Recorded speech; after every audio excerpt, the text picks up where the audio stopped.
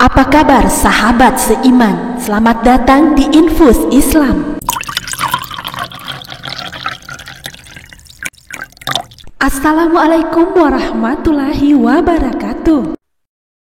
Sahabat seiman, luar biasa bahaya gangguan setan saat sakratul maut.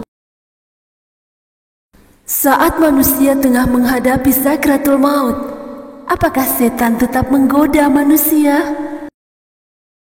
Simak ulasannya berikut ini. Setan benar-benar tidak pernah mau kehilangan kesempatan untuk mengganggu manusia. Meski dalam situasi apapun, tak pernah menyerah untuk menyesatkan manusia.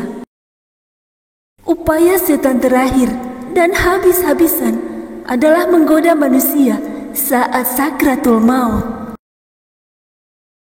Saat-saat ini merupakan saat-saat yang berat.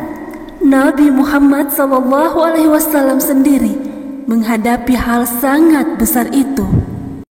Sahabat seiman, iblis bersumpah, "Demi keagungan-Mu ya Rabb, aku tidak akan pernah berhenti untuk menyesatkan hamba-hamba-Mu selama ruh mereka masih dikandung jasad."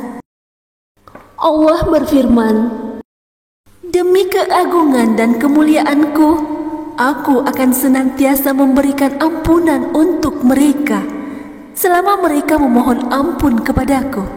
Hadis riwayat Ahmad. Sahabat seiman, mari bersama syiarkan Islam dan jadilah subscriber channel ini. Jika video ini bermanfaat, kabarkan kepada temanmu. Jika video ini tidak bermanfaat, kabarkan kepadaku. Sahabat seiman, atas sumpah ini, iblis dan bala tentaranya sangat antusias untuk menyesatkan manusia, terutama di suasana-suasana genting ketika manusia di posisi sangat labil. Itulah detik-detik yang paling menentukan nasib manusia di akhirat, karena semua amal dinilai berdasarkan ujungnya.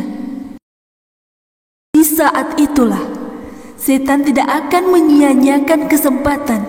Bisa jadi dia akan mendatangi manusia ketika kematian. Karena itu, salah satu doa Nabi SAW, beliau memohon perlindungan kepada Allah agar tidak disesatkan setan ketika kematian. Dalam salah satu doanya Nabi SAW, yaitu, "Aku berlindung kepadamu agar tidak disesatkan setan ketika kematian." Hadis riwayat Ahmad, Abu Daud. Dengan tujuan untuk merusak akidah dan keimanan seseorang dan mengajaknya bersama-sama dalam siksa neraka. Setan mengganggu manusia. Sewaktu sakratul maut, setan hadir dalam berbagai wujud. Gangguan semata-mata untuk merusak tauhid agar seseorang meninggal dalam keadaan tidak beriman kepada Allah. Maka dari itu, Umar bin Khattab senantiasa berpesan, "Ajarilah orang-orang yang menghadapi kematian di antara kalian dengan kalimat La ilaha illallah, sebab mereka melihat sesuatu yang tidak kalian lihat." Gangguan setan hadir saat sakratul maut dapat berupa 7 golongan, yaitu: gangguan pertama, setan datang kepada orang yang tengah berada dalam sakratul maut, menyerupai ayah ibunya dengan membawa makanan dan minuman.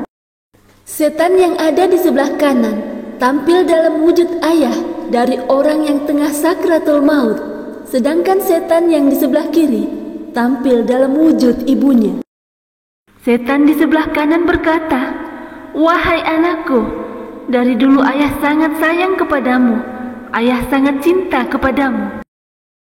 Namun ayah meninggal dalam keadaan memeluk Nasrani, sebab Nasrani adalah agama terbaik." Setan di sebelah kiri yang tampil dalam wujud ibunya juga berkata serupa. Wahai anakku, perut ibu dulu sebagai tempatmu, air susu ibu sebagai minumanmu, dan kedua paha ibu sebagai pijakanmu. Namun ibu meninggal dalam keadaan memeluk Yahudi, sebab Yahudi adalah agama terbaik. Riwayat ini disebutkan oleh Abu Al-Hasan Al-Kasi Al-Maki. Sahabat seiman, gangguan kedua, orang yang semasa hidupnya tamak terhadap harta, maka setan datang dengan berbagai rupa yang rumit dan aneh, seperti emas, perak, dan lain-lain, serta sebagai makanan dan minuman yang lezat-lezat, menggoda dan merayu dengan barang-barang tersebut. Gangguan ketiga, setan datang kepada orang yang tengah berada dalam sakratul maut, menyerupai binatang yang ditakuti seperti harimau, singa, ular, dan kalajengking yang berbisa.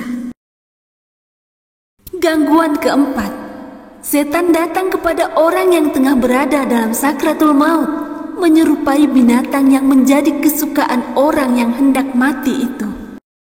Jika orang tersebut suka sekali kepada burung, maka serupa dengan burung. Dan jika dia suka terhadap ayam sabung untuk berjudi, maka dirupakan pula dengan ayam sabung judi, dan begitu seterusnya. Gangguan kelima, setan datang kepada orang yang tengah berada dalam sakratul maut, menyerupai sesuatu yang paling dibenci oleh orang yang akan mati tersebut, misalnya musuhnya sewaktu masih hidup.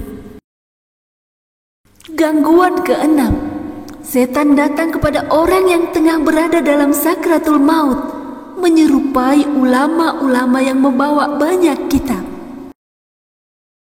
Gangguan ketujuh, setan datang kepada orang yang tengah berada dalam sakratul maut, terdiri dari 72 barisan.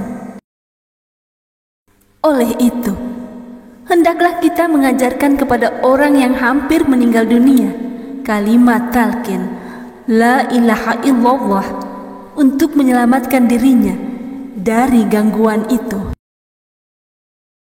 Maka dari itu, Umar bin Khattab senantiasa berpesan, ajarilah orang-orang yang menghadapi kematian di antara kalian dengan kalimat la ilaha illallah, sebab mereka melihat sesuatu yang tidak kalian lihat. Di sisi lain, sakratul maut merupakan akhir pertarungan antara iblis dengan manusia yang berupaya mengakhiri hayatnya dengan kalimat tauhid. Sebagai puncak pencapaian atas apa yang dikabarkan oleh Rasulullah SAW dalam hadisnya yang artinya, siapa saja yang di akhir perkataannya adalah kalimat la ilaha illallah, maka ia berhak masuk surga. Karena itu, sebagai upaya menghindarkan tipu daya setan yang senantiasa ingin mencelakakan orang yang sedang menghadapi sakratul maut, maka sebaiknya kita membimbingnya dengan kalimat tauhid la ilaha illallah. Wallahu a'lam bishawab. Demikian yang dapat kami bagikan, semoga bermanfaat. Assalamualaikum warahmatullahi wabarakatuh.